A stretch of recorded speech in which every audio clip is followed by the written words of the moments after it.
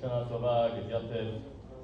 May we all be inscribed and sealed for a happy and healthy new year. And I want that inscription not in newspaper ink which rubs away, but in the indelible stuff where the dry cleaner says, no way. Rabbi Shmuel is teaching a lunch and learn class at his shul when all of a sudden an angel appears. And the angel of God says to the rabbi in front of all of his students, Rabbi Shmuel, you are an example to all of your fellow human beings and to all rabbis everywhere. You are the best rabbi since Moses because you know how to pay attention. God has noticed that you really pay attention to your balabatim, your congregants, and that you never forget their names. God has noticed that when they tell you their life stories, you are never distracted. You even know their grandkids' names. God is aware that your ability to pay attention has made you a deeply learned man who knows the Talmud like the back of his hand. And so, Rabbi Shmuel, in return for being such a great, attentive rabbi, I'm going to offer you a choice of reward. You could either have $50 million or divine wisdom. If you take the money, you and your family will want for nothing. Your grandchildren and your grandchildren's grandchildren will have everything they could ever want. If you take divine wisdom, Rabbi, there will be no question beyond your grasp, and you will have a photographic memory for any Jewish holy book that you read. What is your choice, Rabbi Shmuel? Whatever reward you choose will be immediately granted. Without any hesitation whatsoever, Rabbi Shmuel replies, the sages tell us all the time that money is not the most important thing in life. Torah is. I choose to have divine wisdom. There's a flash of light, and the angel says, Mazel tov to you. It's done. Enjoy your divine wisdom. The angel then disappears as quickly as it had appeared. For a few minutes, there was a stunned silence in the study group. No one in Lunch and Learn could believe what had just happened in front of their eyes. Then one of the study group members broke the silence. Rabbi Shmuel, he asks, why don't you test out your newfound divine wisdom right now? Say something really wise to us, Rabbi. Rabbi Shmuel says, oh, yeah, I should have taken the money.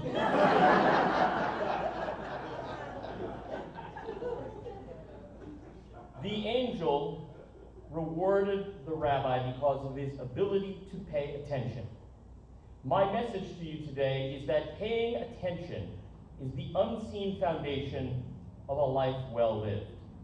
If we really want a Shana Tova, if we really desire a good new year, the best thing we can do is pay attention.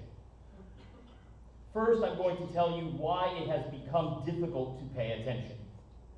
Then I will explain what needs and deserves our attention. Finally, I'll show you why paying attention and Rosh Hashanah are tied together as concepts. Let's start with why it has become difficult to pay attention. I think that paying attention has become more difficult because our world is changing at a pace far more rapid than our bodies can match. You may have heard that our attention spans are falling.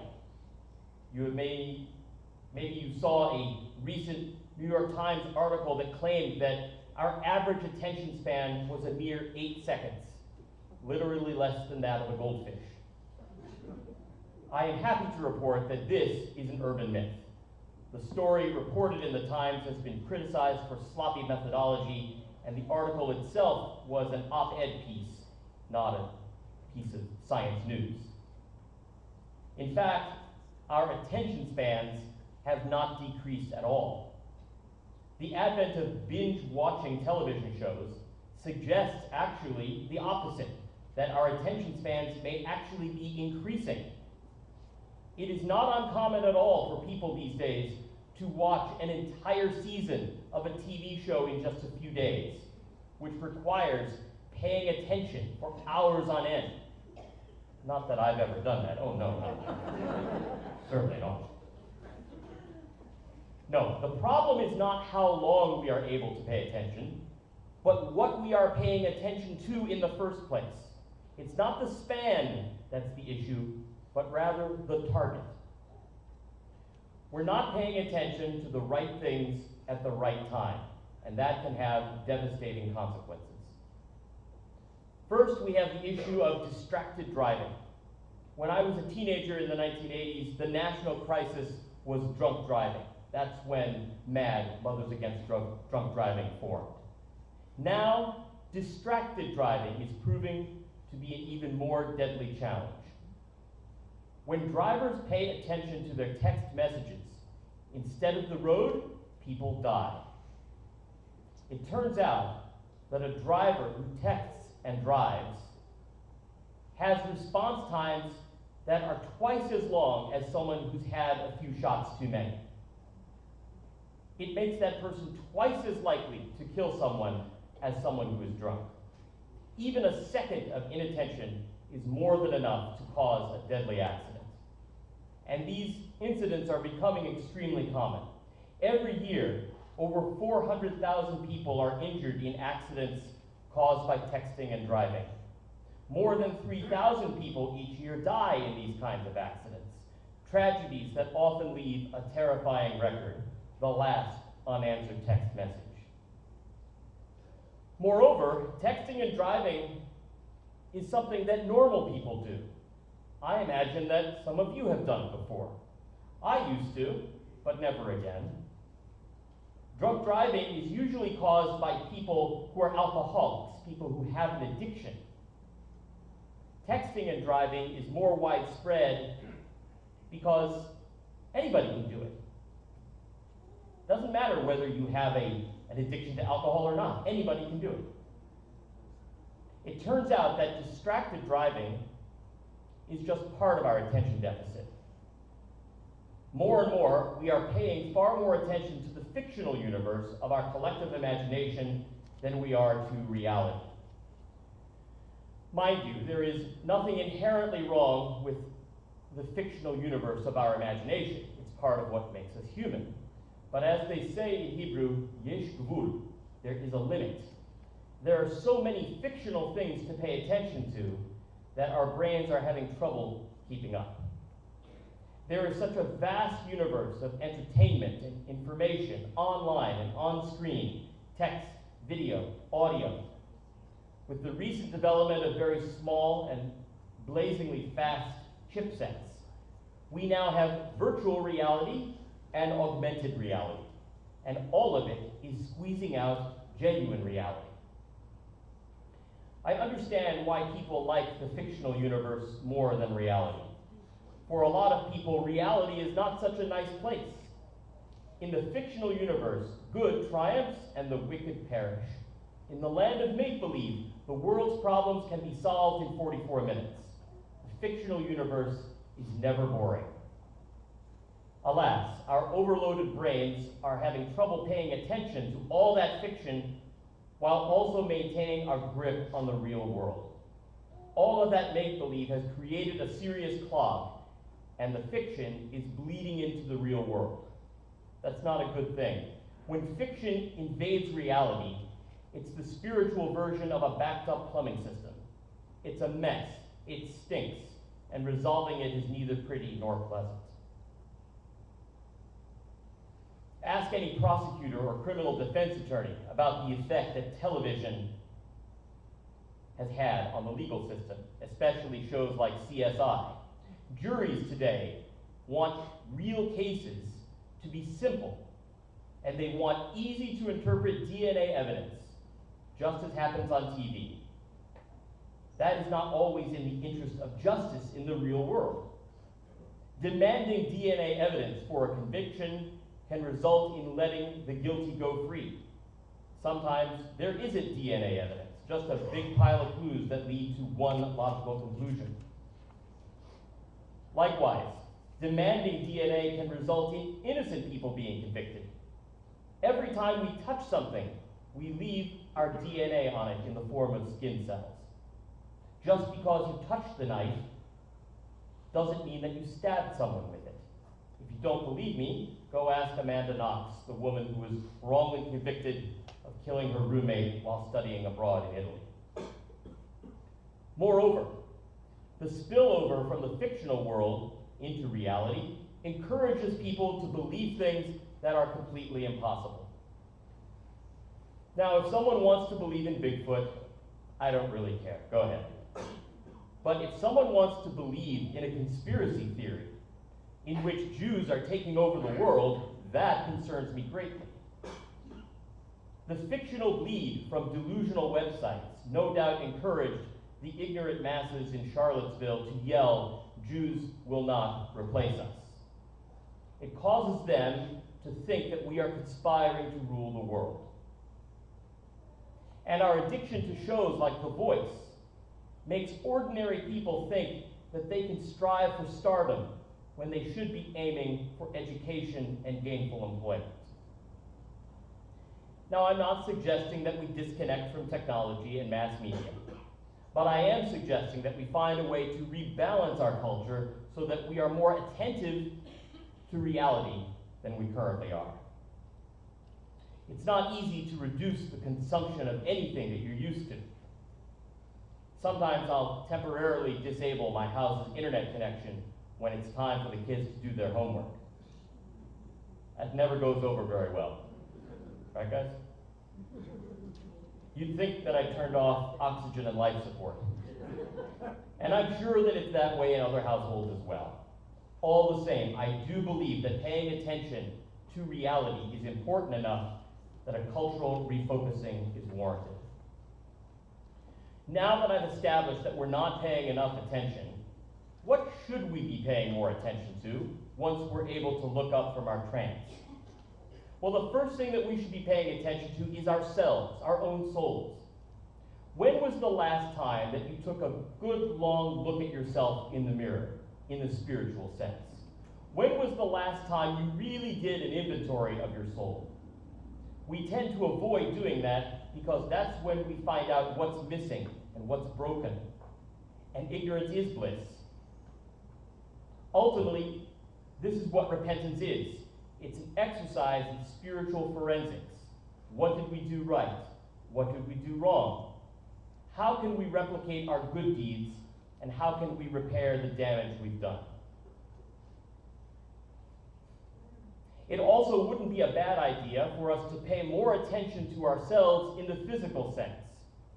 Some people, especially seniors, spend a lot of time at the doctor's office. But others actively avoid medical attention at all costs. Pay attention to what your body is telling you and let your doctor be the translator. The sage Hillel taught that while we must pay attention to ourselves, we cannot focus on ourselves exclusively. So what else should we pay attention to? Well, let's start by paying attention to each other, especially those in our families whom we tend to take for granted so easily. Paying attention to your spouse is an easy thing to get lazy about, especially if you've been together for more than a decade, and all the more so if you're working on 5 or 6 decades. And it's not that you never buy her flowers, although that doesn't wait, let me tell you. The bigger issue is, are you present? Are you there? Or is your spouse alone even when you're in the same room? Paying attention to those we care about is the foundation of empathy. And if you've listened to any of my sermons over the past 12 years, you know that the issue of empathy is a regular one with me. The Torah tells us over and over again to pay attention to the welfare of the widow, the orphan, the stranger, the Levite, the poor. But if we can't even do a good job of paying attention to the people who live under our own roofs, how can we ever aspire to have empathy for the disadvantaged we've never met? Paying attention to people is vital, but that's not all we have to pay attention to. We also have to pay attention to history, something that has completely fallen by the wayside. We have relegated the study of history to the ivory tower, but it deserves to be front and center. History, you see, is not merely the passage of time. It's not just a list of events. History has predictable moods. History has swells and tides like the ocean. It waxes and wanes like the moon. That's why Mark Twain said, history does not repeat itself, but it does rhyme. It's not enough to simply know what happened. We have to understand history's rhyme scheme, its patterns. We have to comprehend what it is telling us about our present and our probable future. And we can only do that by paying close attention. As is the case with our souls and our bodies, it is at times more pleasant to ignore history, to make up crazy ideas that poorly camouflage what we already know to be true. It's easier to say that the world does not have a radical Islam problem. It's easier to say that there's no global warming. It's easier to say that we can just go on business as usual. But when we do that, when we ignore what history has already told us more times than I care to count, we leave ourselves vulnerable. So why talk about paying attention on Rosh Hashanah? The most obvious connection is the Tekiyah blast of the shofar. Yesterday I told you that the Tru'ah is the call of fear. The Tekiyah is a call to pay attention. When our biblical ancestors heard the Tekiyah, they knew they had to pay attention to something, usually the announcement of a new moon or a festival. For us, the Tekiyah tells us to pay attention, to focus on all the things that are part of reality, all the things that truly matter. The more subtle connection with Rosh Hashanah is the story of the binding of Isaac, the Akedah. How is it that Abraham was able to even consider sacrificing Isaac on the altar, let alone almost do it? I think God's test of Abraham was a test of whether or not he was paying attention to the right things at the right time. Would he pay attention to the mission that God gave him from the very beginning? The mission to be a blessing to the world? Or would he be distracted by the order to kill his own son? As we all read every year at this time, Abraham messed up and failed to pay attention. As a result, an angel had to wake him up from his trance and tell him to stop what he was doing. Before the angel ordered him to stop, Abraham was like a baby transfixed by a shiny object. But the shiny object was a knife. The story of the Akedah bears some similarity to the children's game Simon Says, a game that is a simple test of whether the players can pay attention. God says, go to a land I will show you. God says, be a blessing. God says, circumcise your family. God says, your offspring will have this land. Kill your son. The commandment to kill Isaac was so different from the other things God had said to him that Abraham should have noticed that something was awry, something was amiss. Had he been paying attention, I think he would have. So there you have it. Our flooded brains aren't paying attention to the right things. We need to refocus on ourselves, our loved ones, and on history itself. This is what Rosh Hashanah demands of us.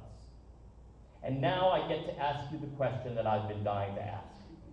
I just gave you a sermon about paying attention. Were you paying attention? Shana Tova.